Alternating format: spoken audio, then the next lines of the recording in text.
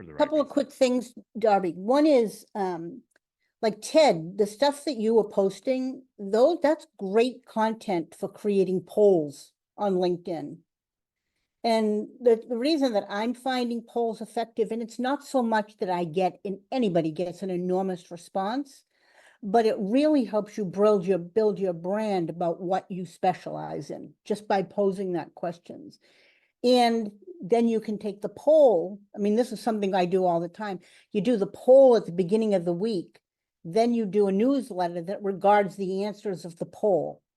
So you've gathered interest and then you've responded to them with a blog or an article. That's one thing. The other that's really stands out for me, if anybody reaches out to me for complimentary anything, I have read their entire LinkedIn profile, taken plenty of notes. I've gone through their entire website. And yeah, part of it is how'd you know so much about me, but I don't know how you go to a sales call without reading everything you can about the client. It just poises you.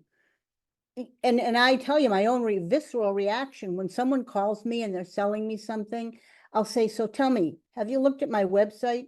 No.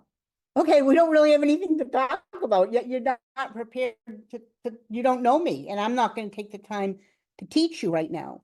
So those are two strategies that really work for me in terms of connecting and reaching.